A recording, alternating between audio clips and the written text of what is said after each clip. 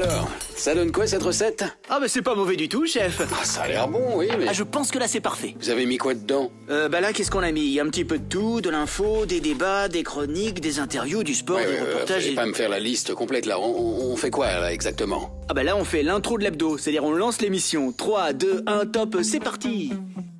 C'est ça, votre lancement? Non, c'est pas bien. Non, alors attendez. 3, 2, 1, l'hebdo, c'est parti. Bah là, c'est mieux, là. Merci.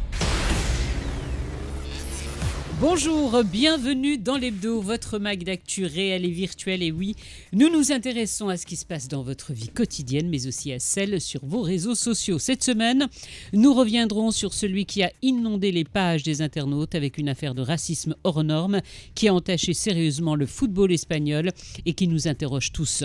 De plus en plus difficile d'obtenir des visas pour l'Europe, les demandes prennent des délais de plus en plus longs et sont souvent refusées. Les frais coûtent très cher et ne sont pas remboursés. De plus en plus de voix s'élèvent pour demander le remboursement. Nous nous intéresserons aussi, et ce sera notre sujet du jour, au nombre de cas de divorce au Maroc. Réellement en hausse ou pas? Si oui, comment peut-on l'expliquer? La pandémie a-t-elle eu un impact? Les mentalités ont-elles changé? Décryptage avec notre invité ce vendredi, le psychologue Reda Mhasni, qui sera avec nous dans quelques instants. Allez, l'hebdo, c'est parti.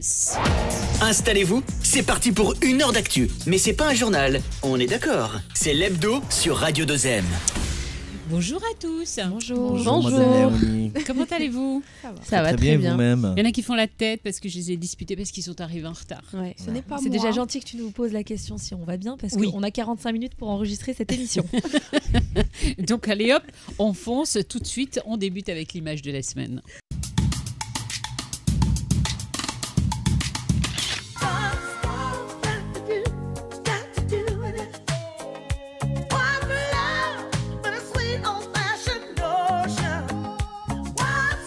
L'image de la semaine, c'est l'histoire d'une femme pas comme les autres, une femme qui aura marqué à jamais de nombreuses générations.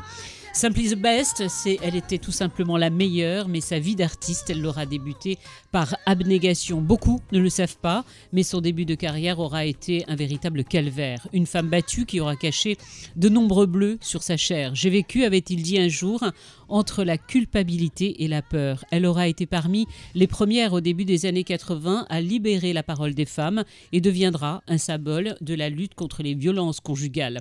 Mais elle n'en veut pas et dira même qu'au contraire, c'est de là que vient sa rage de lionne. Au début des années 90, elle se retrouve projetée sur les écrans du monde entier avec son premier best-of, Simply the Best.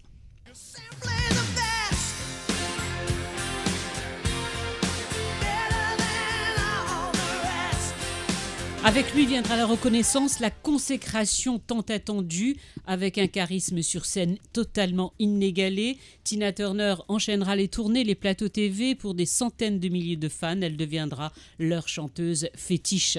Elle était l'une des artistes les plus populaires du monde, avec des ventes estimées à plus de 180 millions de disques.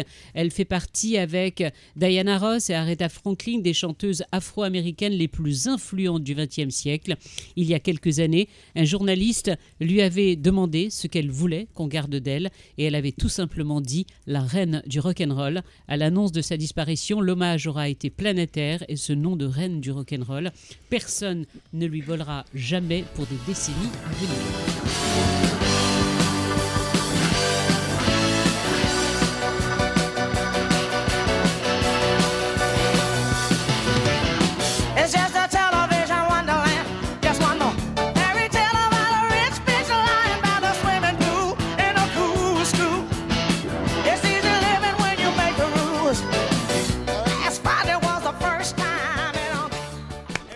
C'est aussi... Oh, merci.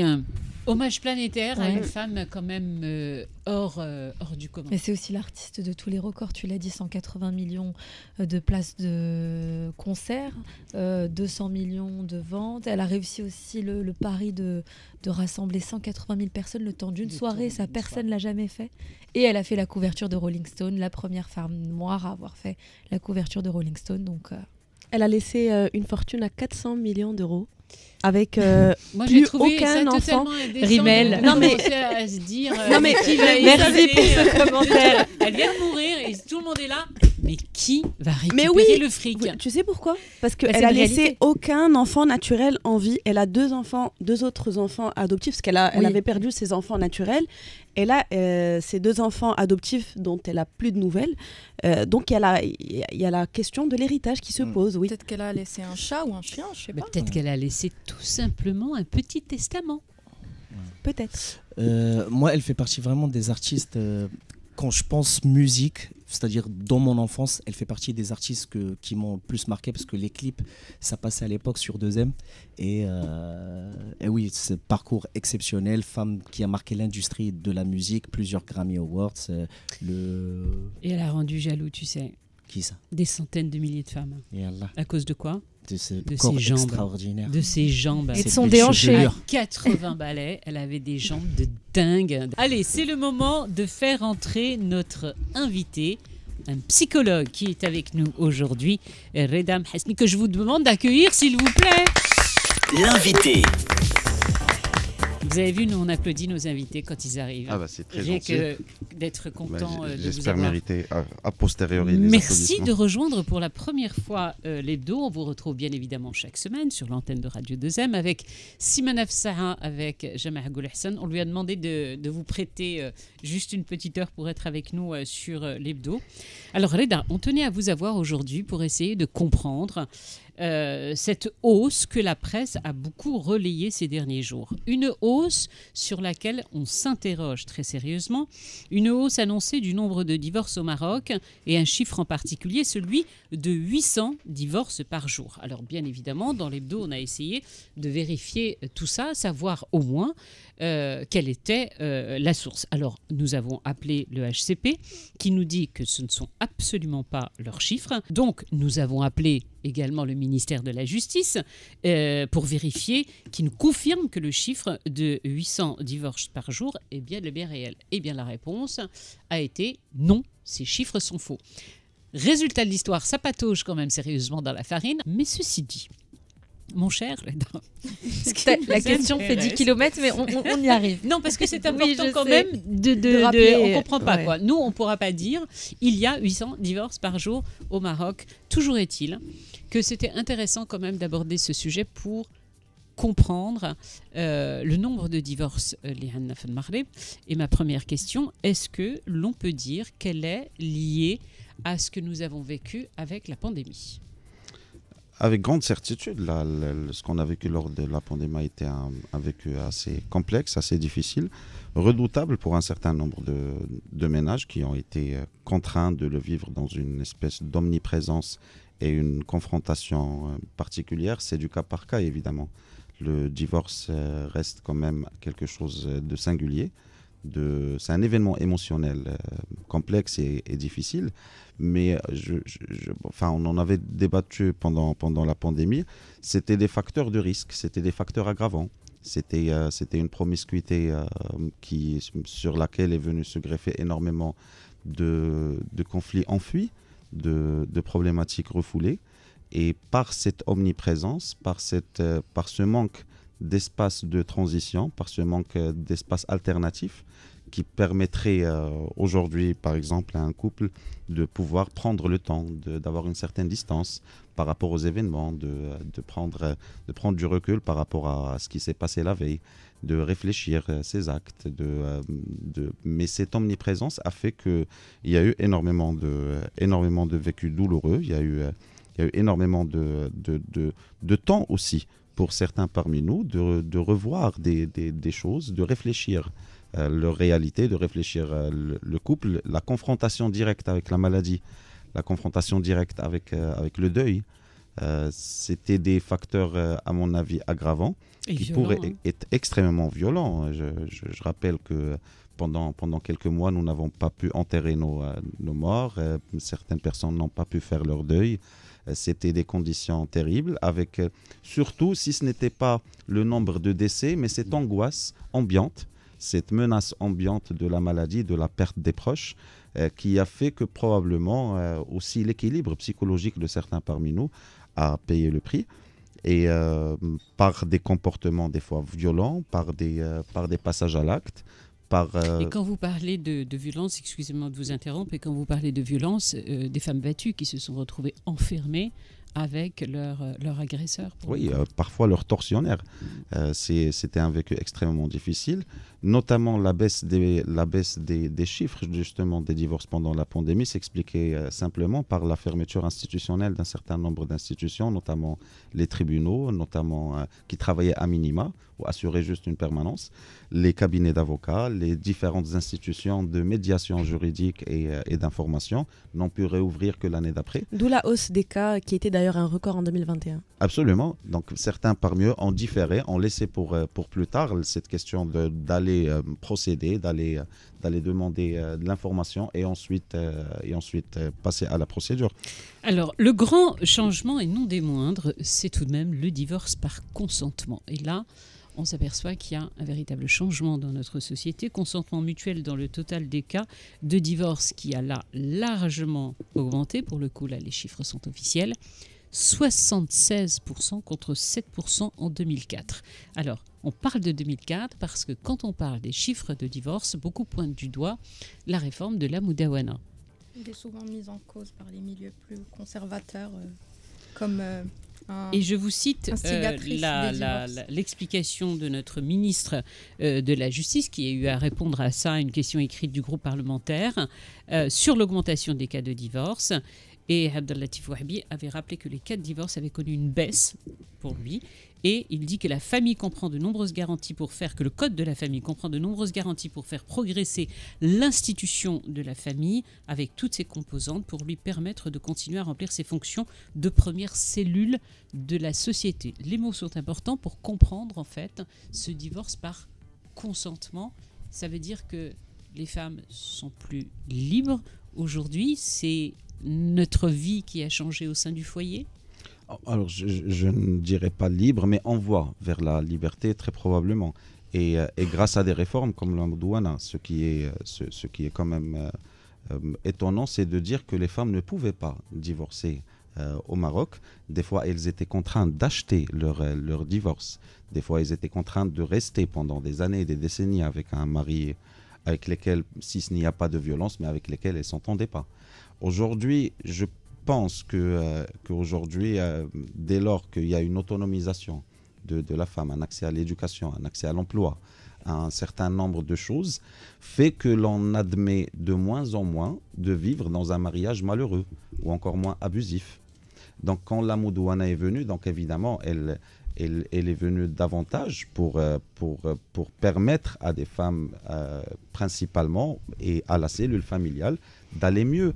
Et il est important aussi de ne pas associer automatiquement le divorce comme quelque chose qui est destructif pour la famille. On peut rater son mariage et réussir son divorce dès lors qu'un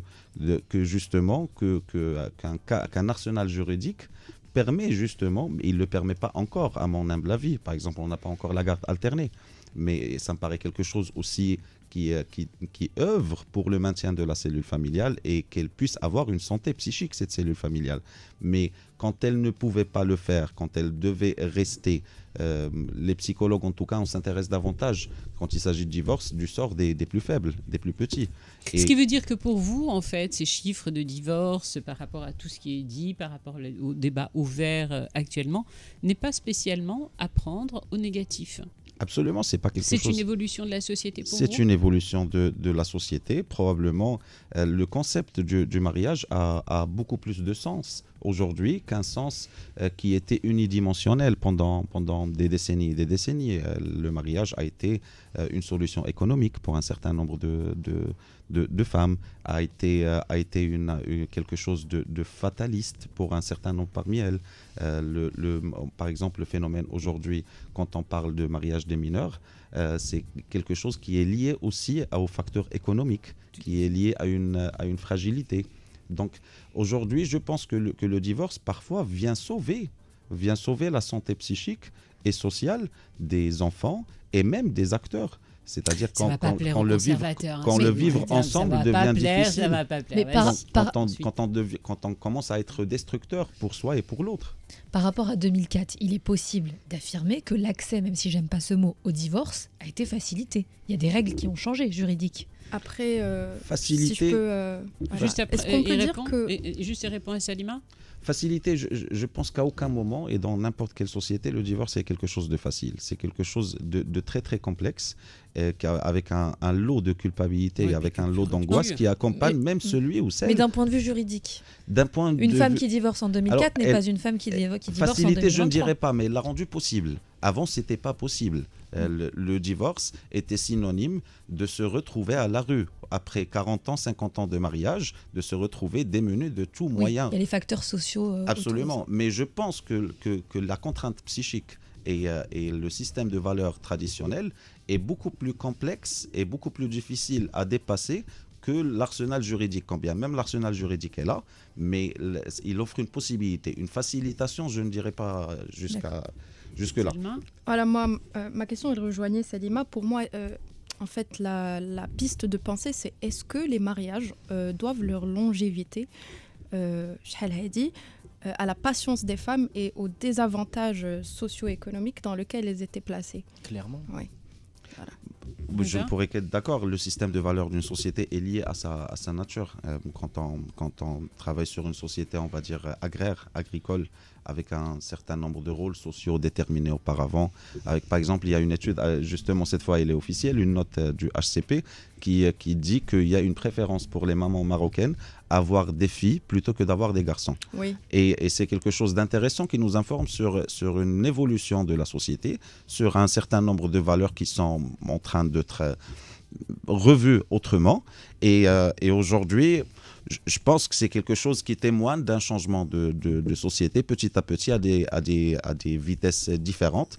Et ce serait complètement différent dans une société industrialisée dans laquelle on va trouver d'autres valeurs. Donc la valeur de la loyauté à la famille dans les sociétés, on va dire, agraires, agricoles, la loyauté à la tribu, l'endogamie, c'est quelque chose qui a été pratiqué pendant longtemps au Maroc. Aujourd'hui, dans une société industrialisée, on va trouver des valeurs comme le mérite, comme l'entente, comme le consentement notamment. Mais cette extrapolation de ces mêmes critères d'analyse sur une société marocaine, je pense que montre ses limites. Mais ça reste quand même quelque chose de nouveau, à mon humble avis. Alors, on va voir, on va continuer à en parler, on va voir ce qu'en pensent les Marocains tout d'abord, parce qu'on a tous un petit peu notre avis dessus. Et c'est notre Walkwoman qui s'y colle, jingle. La Walkwoman. J'ai contacté le président de l'association nationale des Adoul, Bouchaïb Fedlaoui, qui m'a communiqué un chiffre, je voulais le partager avec vous, un chiffre sur le nombre de cas de divorce par consentement mutuel à Casablanca. On compte environ, alors jusqu'à hier soir, c'est des chiffres qui datent jusqu'à hier soir tout simplement, environ 2940 cas sur les 5 premiers mois de 2023. Très bien. Ça, c'est à Casa, c'est des chiffres d'El Casa. Pourquoi tant de couples se retrouvent face à la dure réalité d'un divorce? Voici ce qu'en pensent les Marocains. عدم التفاهم الحب ما بقاش ما بين لي كوبل ولوطو ديال لافي طلعت المراه باغيه شي حوايج كثار من جهدها والراجل ما كيقدرش يلبي لها داك الشيء الطلبات لا بالنسبه للبنت ولا بالنسبه للولد لي كوبل بجوجهم خدامين دوكو كيتلاقاو غير لو سوار هذا يعني ما كيتلاقاوش بزاف كيبقاو نهار كامل كل واحد بعيد على الاخر هادشي اللي كيخلي لا ديستانس و لو مونك دو كومونيكاسيون. كاين واحد المشكل اخر اللي هو انه مشاكل ديال الزواج ما تيبقاوش محصورين ما بين المراه والراجل. الراجل تيمشي يعاود لهنا المراه كتمشي تعاود لهنا ديكو المشكل اللي كيكون ديال الدار كيولي ديال الناس كاملين ديكو فاش كيدخلوا بزاف ديال الناس على العلاقه ما كتبقاش العلاقه ديال الزوج والزوجه هادشي اللي كيؤدي الطلاق. ما بقاش كما افون العيالات زمان كيصبروا دونك العيالات دابا ما كيصبروش ولا طونسيون ستريس حتى هي دونك سي كتلعب دور كبير بزاف بارابور ا سا وشويه جانب كما الكوفيد بزاف الناس دونك كانوا كونفرونتي دونك كونفيني انصومبل دونك فورسيمون دونك سا اوغمونتي انكور بلوس. على نظريتك اشنو هو لو سكري شنو هو السر باش علاقه زوجيه طول في الوقت؟ هو كاين الجنس لربما المراه ما كتلقاش الراجل اللي غادي يفهمها في الجنس او الراجل ما كيلقاش المراه اللي غتفهمه في الجنس. انا في النظريه ديالي خصهم يديروا شي مدارس تكوين الناس على كيفاش يمارسون الجنس. في النظريه ديالي والله هذا داك الشيء عندهم عشوائي خص يكون شي قناعه ديال الحب اللي كتكون مشترك بيناتهم واش فهمتي On va l'applaudir, ce dernier monsieur. On va l'applaudir. Excellent. Il est excellent. Alors, il rejoint pratiquement J'adore. tout ce que vous dites. Mais alors, ce monsieur qui est quand même d'un certain âge nous rappelle quelque chose d'important qui nous tient Sans très à tabou. cœur. Il a dit D'abord, comme ça, sans oui, tabou, d'abord, il j'adore. parle sans tabou. Ouais. Et puis surtout que c'est important qu'il y ait L'éducation l'éducation sexuelle. sexuelle au sein des établissements scolaires. Ça, c'est quelque chose qui vous choque, vous, en tant que psychologue, que nous n'ayons toujours pas une approche pour nos enfants? Pour l'instant, je pense que dans nos sociétés, l'absence d'une éducation sexuelle aux écoles, dans les médias, dans la société civile, laisse place à d'autres personnes, à d'autres institutions qui forment nos enfants à ce que c'est que la sexualité. Et au lieu de les former à la sexualité, on les forme au sexe, à la pornographie. Et on laisse des plateformes s'en occuper. Et on laisse l'anarchie totale s'occuper de l'éducation de nos chers enfants. Qu'est-ce que ça changerait, selon vous, si l'éducation sexuelle était enseignée dans les établissements scolaires? Je pense que ça changerait énormément de choses. Ça supposerait d'abord comprendre son propre corps, comment il fonctionne. Et je pense que c'est une étape extrêmement importante, connaître son corps et avoir cette curiosité envers son corps, le connaître comment il va évoluer, comment il va réagir, connaître l'autre aussi, connaître ses propres limites. C'est ça qui est le plus important dans l'éducation sexuelle. C'est pas une éducation de libertinage. C'est une éducation probablement pour apprendre à nos enfants leurs propres limites, leur apprendre que oui, ça veut dire oui, que non, ça veut dire non, que peut-être ça veut dire non aussi. Et c'est important. Ça rejoint la question du viol aussi. Il y a Évidemment. une étude qui démontre que l'éducation sexuelle, lorsqu'elle est sérieuse et appliquée, elle a contribué à faire baisser considérablement le nombre de viols dans les pays où elle a été... Je ne pourrais qu'être d'accord avec vous, parce que quand on les abandonne aux plateformes pornographiques, on leur enseigne que la sexualité entre hommes et femmes, elle est bâtie sur de la violence, sur la soumission, sur une absence totale d'une sensualité. C'est d'un mécanisme, et c'est d'une brutalité, d'un automatisme qui exclut tout rapport relationnel entre un homme et une femme. Et je pense que c'est un manque à gagner terrible pour notre société. C'est peut-être dans ce cas aussi le viol conjugal. Le viol conjugal qui n'est pas encore défini dans la loi marocaine et qui est encore monnaie courante dans beaucoup de couples. Et je pense que c'est un facteur qui accumule les tensions quand on... Moi, je voulais juste, avant qu'on s'intéresse au divorce et tout ça, c'est de savoir ou se poser la question pourquoi on se marie déjà. En effet. Pendant longtemps, ça a été une fatalité, une espèce de déterminant social. Ou quelque part, c'est qui va valoriser aussi l'individu au milieu de son groupe d'appartenance.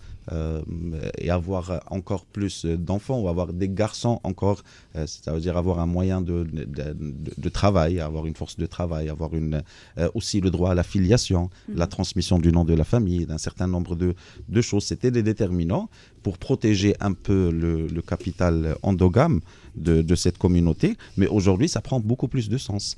Comme disait le monsieur brillamment d'ailleurs, il a insisté sur l'amour. Aujourd'hui, on se marie par amour. Il y a cette recherche-là. C'est ce qui explique aussi le nombre et le taux assez élevé du célibat chez les Marocains, aussi bien chez les femmes que chez les hommes, qui refusent de se plier au diktat de la société juste pour faire genre marié et j'ai une valeur à travers mes enfants ou à travers mon mari.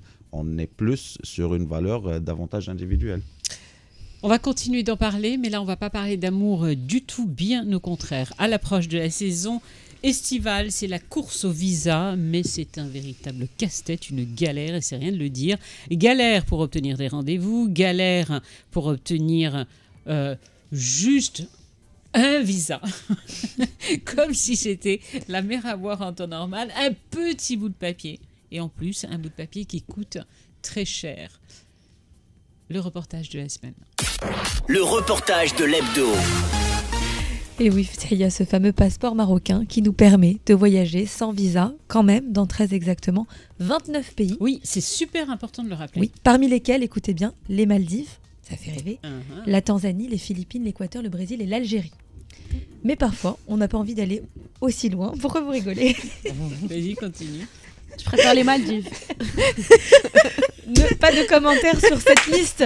Oui, l'Algérie, Elle on dit peut aller. juste qu'elle préfère les C'est Maldives. tout. Moi, Oui, je bien comprends. sûr. Moi aussi. Donc bon, les plages, les cocotiers, les eaux paradisiaques, on se dit qu'un petit tour à Paris, Milan, Paris, Berlin nous ferait aussi le plus grand bien. Et ils sont nombreux, les Marocains, à faire ce choix, puisque dans le classement des... des... moins cher, hein, si tu veux, que les Maldives. Hein. Oui, c'est vrai que c'est moins cher que les Maldives.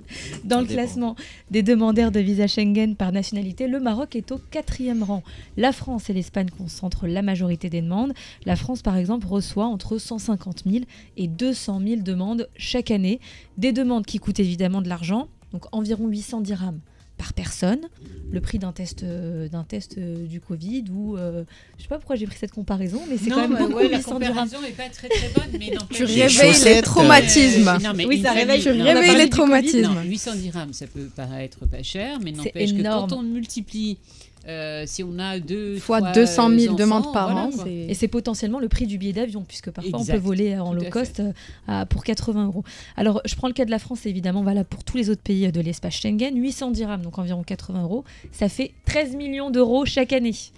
C'est haute comparaison, mais celle-ci, elle est plus pertinente, c'est 1% quand même du budget français dédié à la culture. Donc quand même, on se calme.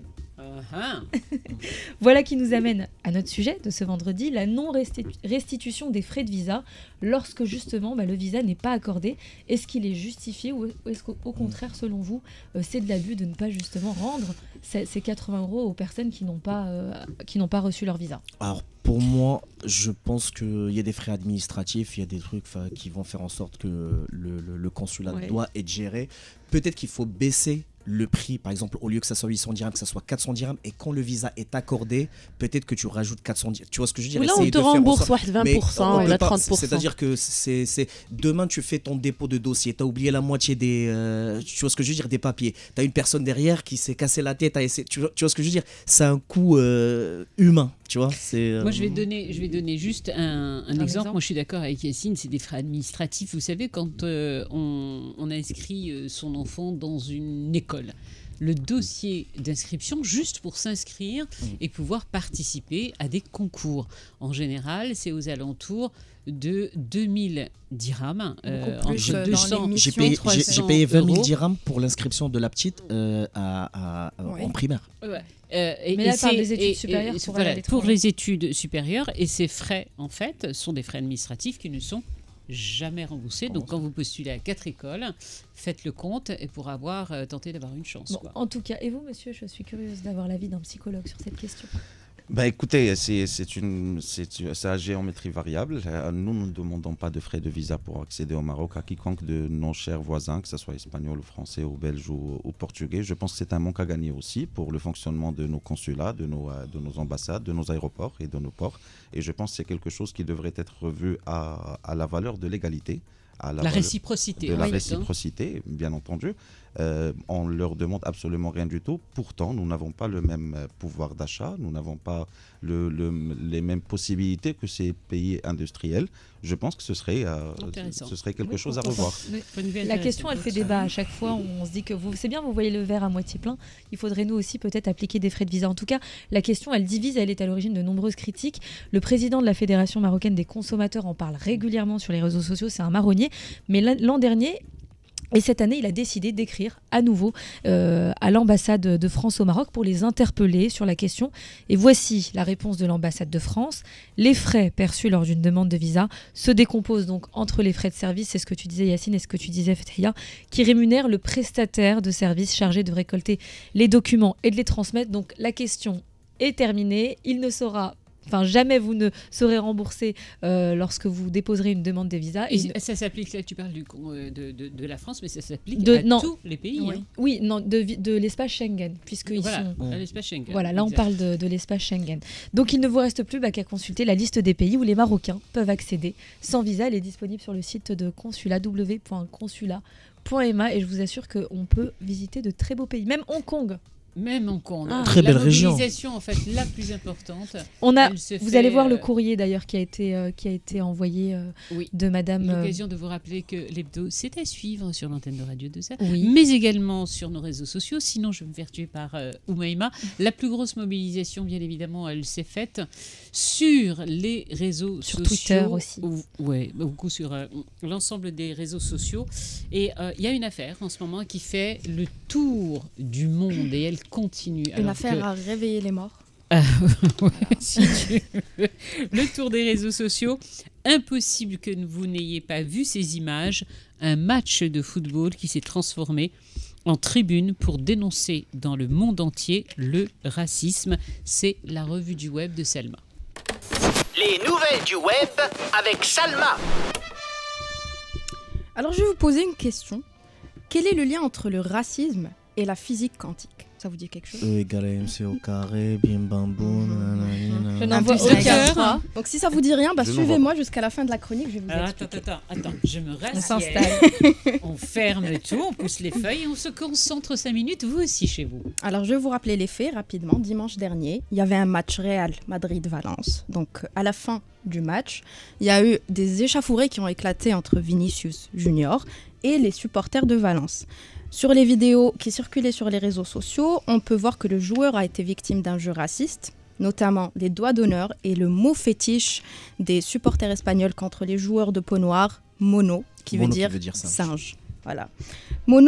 Monotone un peu comme ces incidents à caractère raciste dans le foot espagnol qui ont fini par lasser à force de répétition. Et comme répétition fait réputation, l'image du football espagnol en a pris un coup. Et c'est justement ce qu'a relevé Vinicius dans une publication Instagram post-incident où il déplore le fait que l'Espagne a décidé d'exporter l'image d'un pays raciste au reste du monde. Voilà. Une répétition qui a aussi été commentée par cet internaute qui a tweeté qu'à chaque déplacement en Espagne, c'est la même chose qui se produit. Et pour ce deuxième internaute, Vinicius n'a jamais de problème quand il joue un match de la Ligue des Champions, c'est-à-dire partout en Europe. Mais à chaque fois qu'il foule une pelouse espagnole, il est victime de racisme. Et l'entraîneur du Real qui a affirmé qu'il y avait un réel problème de racisme dans la Liga. Alors, après avoir exprimé son indignation sur ces plateformes, sur les réseaux sociaux, Vinicius a reçu une vague de messages et de soutien. Alors, parmi les vivants déjà, à Rio de Janeiro, on a la statue du Christ. Voilà, c'est un monument national qui a été éteint pendant 1 heure le lundi pour dénoncer le racisme. Voilà. Ensuite, parmi les morts, même Pelé, il en a eu ras-le-bol du racisme dans le foot espagnol. Incapable de reposer en paix, la légende était en train de se retourner dans sa tombe et il a finalement dû revenir de l'au-delà pour combattre le racisme et soutenir Vinicius. Avec ce message, la Fondation Pelé continue de te soutenir et admire ton courage, ne cesse jamais de sourire face à l'adversité. Les réactions face à ce message étaient hilarantes. Donc, on a par exemple ce post de Pelé qui fait le comeback du siècle pour défendre Vinicius. Voilà, et c'est une vidéo, on voit un joueur de catch américain dans un cercueil, il le claque ouvert et il sort direct étrangler son opposant. Mais ce qui a fait titiller aussi, c'est l'absence de réaction de la part du Real immédiatement pendant le match. Personne n'a défendu Vinicius et ces internautes relèvent que Pelé, dans la tombe, mort, a plus défendu Vinicius que Benzema qui est vivant et capitaine du Real. Voilà. Bref, je vous fais la somme. En fin de compte, tout est bien qui finit bien. On a eu des appels croisés du Real et la Fédération espagnole de foot qui se sont remués l'arrière-train pour défendre leur attaquant. Voilà. Les joueuses du Real Madrid et l'équipe du basket ont soutenu Vini en portant son maillot durant leur dernier match. La Fédération espagnole de football qui a lancé une campagne baptisée Racistas Fuera del Fútbol, ce qui veut littéralement dire raciste dehors du football. Et Vinicius a été très touché par cet hommage à sa personne. Il a posté un message tellement mignon, tellement touchant. Je vous aime, merci, merci, merci.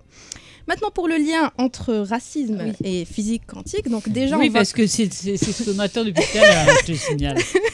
On va applaudir l'équipe marketing de Nike. Voilà. Cette équipe marketing, elle a défait les lois de la physique telles qu'on les connaît, voilà, parce qu'elle a rapidement récupéré la cause de Vinicius et elle a lancé une campagne contre le racisme comme ça en un rien de temps. Donc en fait, on se retrouve avec une nouvelle règle qui nous dit que si le son est plus rapide que la lumière, les multinationales américaines sont plus rapides que les deux. Mais je trouve ça horrible de la part de... je ne répéterai pas le de nom. La marque. Oui, de la marque. Oui, c'est Mais tu as raison, ça a été une vitesse quand même. Rapidement, très rapidement, ils n'ont pas perdu de temps. Il y a aussi la réaction de Lula, le président brésilien, oui, durant le G7 demandé, que j'ai trouvé vraiment très touchante. Oui, parce que ça a pris, tu as raison, ça a pris une proportion quand même très politique cette histoire. Exactement, il a demandé des mesures contre le fascisme et le racisme. Par contre, les 4 personnes qui ont été incriminées en fait parce qu'ils avaient pris une poupée sous forme de Vinicius mannequin. Et qu'ils l'ont accroché, on rappelle un peu, ils l'ont pendu comme ce que faisait le Ku Klux Klan. Ils sont sortis en fait de garde à vue. Pour l'instant, il y a aucune. Je crois qu'ils seront interdits. Ils sont interdits des stades, mais c'est tout.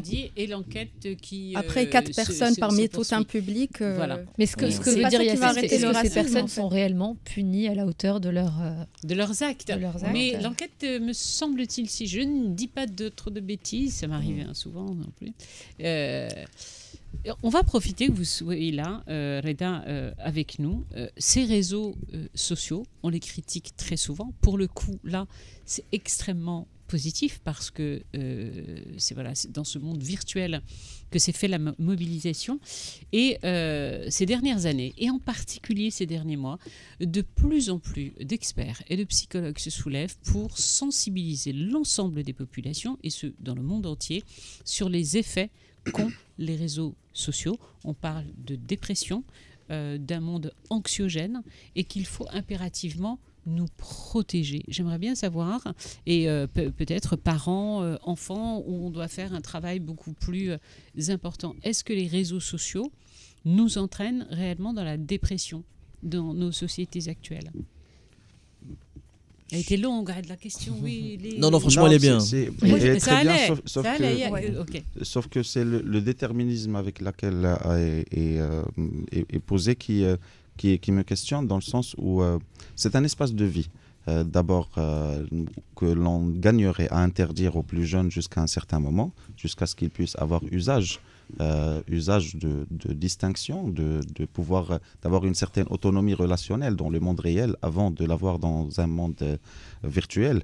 Mais je pense, oui, que le clic aujourd'hui est tellement provocateur de sécrétion dopaminergique et de plaisir que je ne sais pas, qu'une glace, c'est de là dont on se nourrit aujourd'hui dans ces jeunes générations, où dès lors qu'il poste une photo, qu'il poste une vidéo ou quelque chose, il est à l'affût, à l'attente de ses likes, à l'attente de ses partages, de ses commentaires. Le problème, c'est que quand elles ne sont pas là, c'est là où le bas blesse, c'est là où la frustration prend place, c'est là où une image négative de soi, de ses compétences, cette fois relationnelles / virtuelles, sont remises en cause. Et c'est quelque chose qui oui, pourrait provoquer un état de mal-être. Il y a un certain nombre de pratiques qui sont qualifiées de pathologiques aujourd'hui par l'association américaine de psychologie, notamment les selfies à répétition, notamment les publi-postages compulsifs. Les filtres aussi. Les filtres aussi. Mais en gros, je dirais que les réseaux sociaux nous apprennent une théorie générale aujourd'hui de la satisfaction et du plaisir. Elles deviennent le plaisir. Je vais juste citer quelque chose. Alors, il y a eu depuis ce début d'année plus d'une centaine d'études très sérieuses qui dit la chose suivante: plus on utilise les réseaux sociaux numériques et plus on souffrirait de troubles anxieux ou dépressifs. Certains usages sont également liés à de la jalousie et à une peur d'être exclu socialement, parce qu'on voit aussi les belles choses. Il y a beaucoup d'internautes qui réagissent ces derniers jours, en particulier aux États-Unis, en disant ce sera la même chose, c'est comme le climat, vous aurez beau hurler et dire que ça peut être dangereux pour les générations futures, personne ne fera rien. Mais celui qui a inventé le téléphone, il l'a dit. Tu as raison. Il a fait une déclaration récemment, il a dit je ne m'attendais pas à ce qu'il y ait autant de personnes qui soient addictes au smartphone. Alors il a inventé le téléphone, mais non pas les réseaux sociaux, c'est deux choses distinctes. Ouais, mais les réseaux sociaux, ils sont... Oui, mais le téléphone, c'est sur ton téléphone tu vas sur les réseaux sociaux. Il n'imaginait pas en fait l'évolution. Quand le téléphone a été inventé, c'était pour s'appeler en fait les appels. Il n'aurait pas imaginé en fait que le téléphone se transformerait en plateforme comme celle-là. Parfois persécutrice, une plateforme dans laquelle pourrait y avoir énormément de Mais choses. sur ce mot, Reda, excusez-moi de dire, à une peur, on s'accroche aux réseaux sociaux par peur d'être exclus socialement. C'est le lieu de vie. Ne pas y être, c'est ne pas exister pour un certain nombre de nos jeunes. Nous gagnerions doublement et à tous les niveaux d'avoir un droit de regard, à s'y intéresser, non seulement en tant qu'individu, mais en tant que sciences humaines, sciences sociales, sciences de santé. C'est quelque chose qui est extrêmement important. Nous ne savons pas ce qui se passe vraiment dans ces groupes-là, des groupes des classes, des groupes des groupes d'équipes de foot, des groupes de quartier ou de communauté ou de résidence.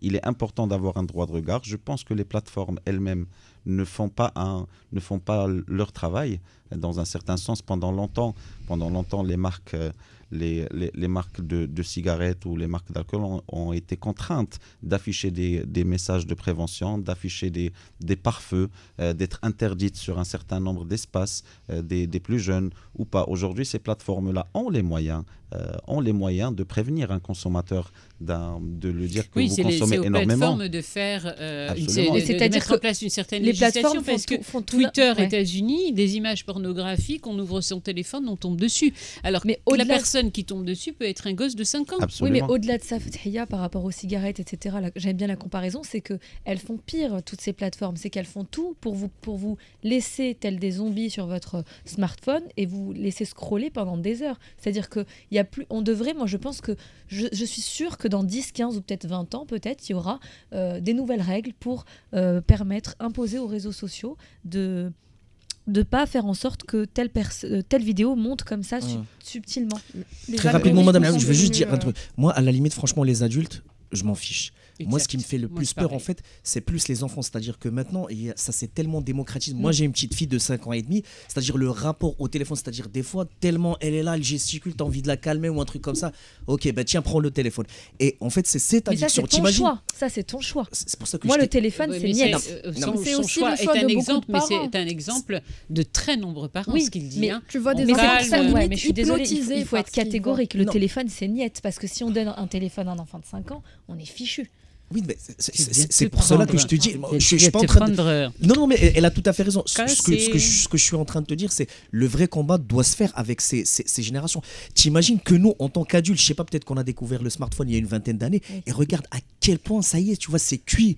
Moi, on m'enlève le téléphone pendant une demi-heure, j'ai des spasmes, j'ai une poussée d'acné. Tu vois ce que je veux dire ? Alors imagine. Il y a Amine Rahmouni qui est en train de s'énerver très sérieusement parce que il dit que c'est pas parce qu'il est pas en plateau qu'on peut pas lui donner la parole, donc on va lui donner la parole tout de suite. Et si on oublie tout ça et on se pose la question, et si on vivait les meilleurs moments du football marocain? Il y a rien, ça joue, c'est avec Amine Rahmouni. Il y a rien, ça joue. Amine, sur le terrain. Amine, c'est à vous là. Mesdames et messieurs, merci de prendre le temps de réécouter ce classique de la télévision marocaine.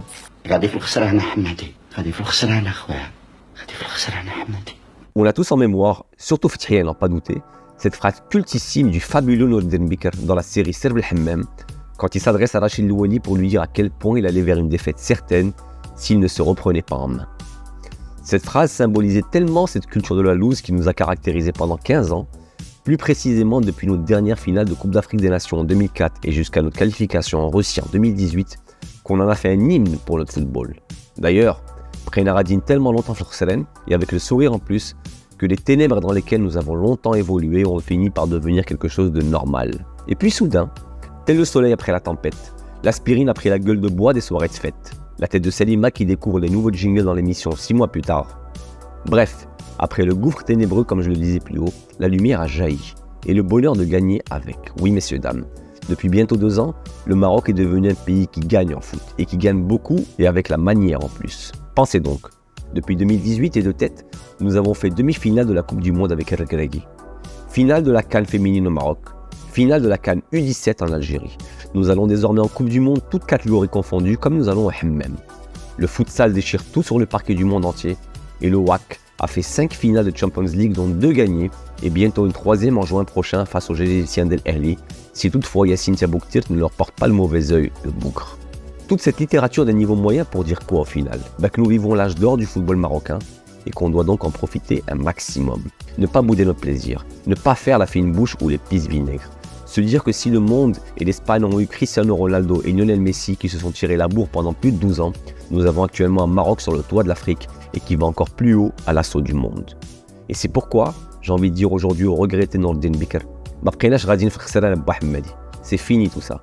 Parce que comme nous l'a si bien demandé Ras l'avocat au Qatar. Là, جمعنا ديك l'Union nationale اللي كنت باغي قبل لا كوب دو موند باش ملي كنقول الكره غتضرب بوطو غتخرج ولا بوطو غتدخل عندكم صحابكم راني حماق ولا كنقولها ديك لي زون بوزيتيف نيجاتيف كيتلعبوا في كره وان شاء الله ولا غدا مجموعين مع الجمهور واي واحد يدير نيه ويقول ان شاء الله غيتقاتلوا الدراري والكره غتدخل غنربحوا ان شاء الله وان شاء الله غيكون خير.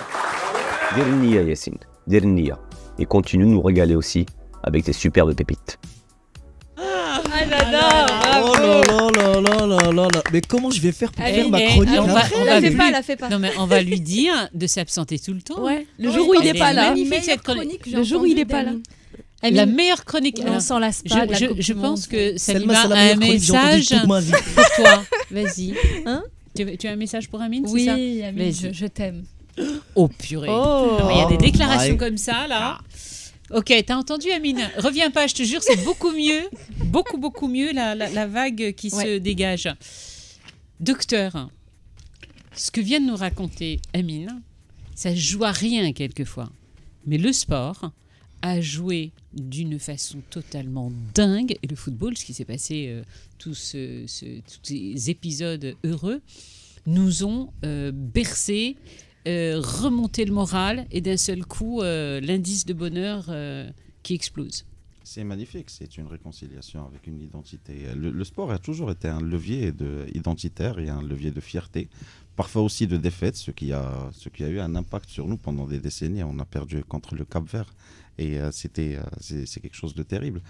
Aujourd'hui, on ne craint plus. On a battu le Brésil à Tanger, on a battu le Portugal, l'Espagne, le Canada. On a fait pleurer Cristiano Ronaldo. Oui. C'est quelque chose de magnifique. Louis Wydad qui est en finale de la Ligue des Champions année après année, c'est quelque chose que nous méritons. C'est un grand pays de football historiquement. Je rappelle que Just Fontaine est né au Maroc, le meilleur buteur de l'histoire de la Coupe du Monde. Nous avons de grands joueurs, une grande histoire de sport et de football, mais il y a eu des gestions auparavant qui ont fait que voilà, on s'était endormi pendant un moment. Ce sursaut, c'est installer une culture de victoire, une réconciliation. Ça a cassé ce plafond de verre. Psychologiquement, on est libéré. On se voit capable de tout aujourd'hui, chacun dans son secteur, chacun dans ce qu'il fait. Ça permet une identification géniale. Mais je peux pas le garder, il est déjà piqué dans l'émission de Jamal Abdel-Hassen, sinon Jamal il va me... Mais sinon on le garderait bien.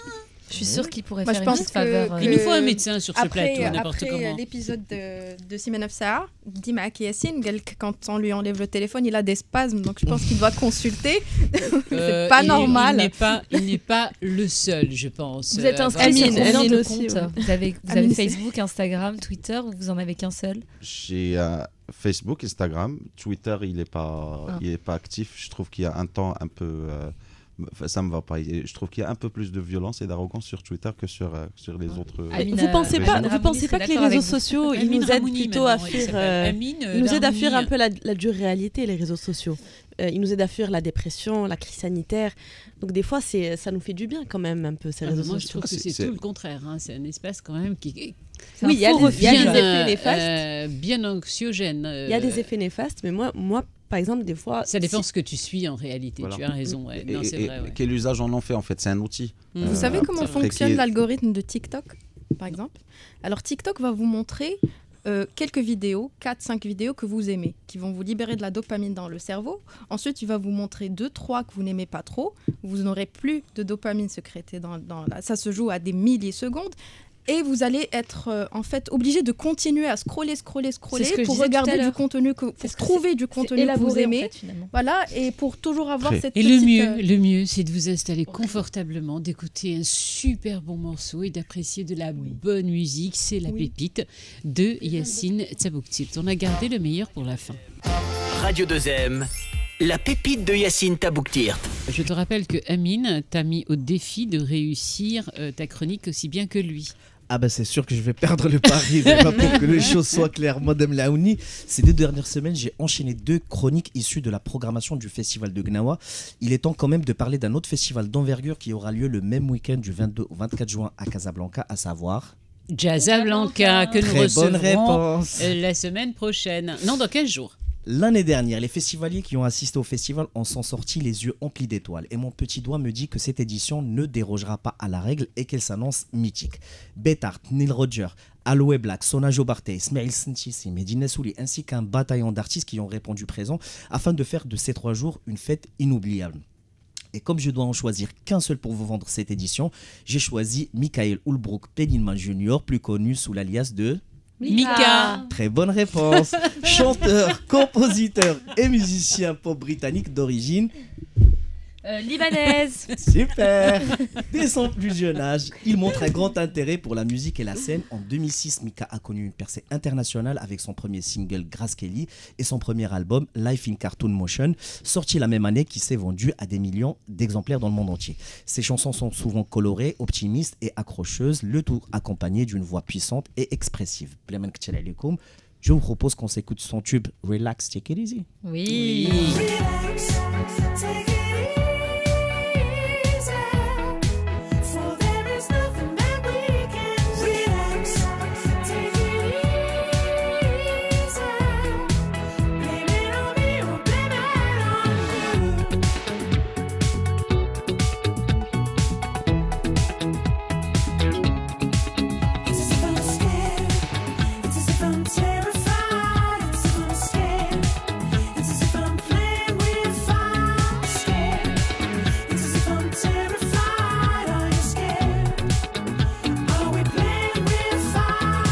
Mère libanaise, mère libanaise, grand-père syrien et papa américain. Donc c'est dire la richesse culturelle de cet artiste.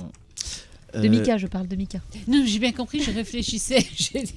Alors les informations ne sont pas forcément très justes parce que le père, il est américain d'origine libanaise. Et la mère, c'est vrai qu'elle est libano-syrienne. Il est américain quand même. Non mais t'es en train de contredire Salima. Oui. Non mais carrément. Bien sûr. Et je veux juste dire à Amin Rahmouni, il a gagné pour cette manche-là. Non mais il a gagné, mais là il a fait du haut level. Vous avez tous intérêt, enfin bref, docteur, dans cette émission que j'espère vous connaissez, que vous suivez bien évidemment chaque semaine. Vous savez que notre invité a une carte blanche de précisément 1 minute 30, 1 minute, pour dire ce qu'il veut, que ce soit sur le sujet du jour qui a été abordé, sur les informations traitées. Vous dites ce que vous voulez, que vous partagez avec les auditeurs Top Chrono Party.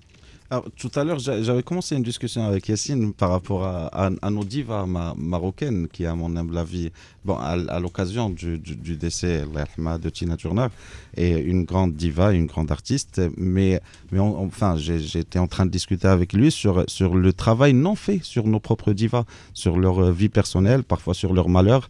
Et il y a un traitement particulier que l'on a par rapport à nos artistes, par rapport à nos figures sociales au Maroc. Je pense que l'on s'intéresse à eux très souvent lors d'une maladie, un décès. Mais j'aurais aimé avoir un film sur le Hajj al-Hamdawiya de son vivant, que l'on la valorise de son vivant, qu'on s'intéresse à ses problèmes de son vivant. Et je pense qu'il y a un travail aussi à travailler sur nos rôles modèles, sur ces figures-là identificatoires, sur celles qui ont porté l'Aïta, qui ont porté l'art marocain à son essor. Et je pense que c'est quelque chose qui manque également aussi par rapport à quand on parle de figures. Aujourd'hui, j'ai encore soif de voir des documentaires sur nos joueurs de la Coupe du Monde, sur ceux qui évoluent ici, sur ceux qui évoluent ailleurs. Mais je n'ai pas envie de voir des documentaires stérilisés où l'on s'intéresse à leurs chiffres uniquement, où on s'intéresse à leur provenance ou à leur couleur. Mais cette subjectivité de connaître leur vie, de connaître leurs échecs, ce qui les a rendus encore plus forts, de leur chute principalement. Et je pense que c'est un travail qui fait encore... on a encore à progresser par rapport à ça, par rapport à nos figures, à nos cultures, mais je pense que à l'hebdo, on rate pas l'occasion dès qu'il y a une actualité pour les mettre en valeur. On vote pour Reda Hasni Le vote est acté. Non, tu l'applaudis pas, toi. Ça t'a pas plu. Merci infiniment d'avoir été avec nous. Vous revenez, pardon, quand vous voulez. La porte, là, il y a 2 portes chez nous dans le studio. Vous pouvez même rentrer par les 2 machines. Non, vous venez quand vous... Non, l'hebdo. Les autres, non. Je suis sûre qu'on peut demander à notre chère Jeanne. On se tourne. Ouais, on va faire opération dragouille pour récupérer notre psychologue. On regarde par là-bas devant la caméra. On dit au revoir et à la semaine prochaine. Merci à vous de nous avoir suivis. Les grands remerciements, comme d'habitude, à vous, chers auditeurs, de nous être aussi fidèles chaque semaine, mais également à toute notre team qui est, elle, en régie. Un énorme merci à Hamza et Mohamed Ismail, Oumaima, bien sûr. À vendredi prochain. Bye.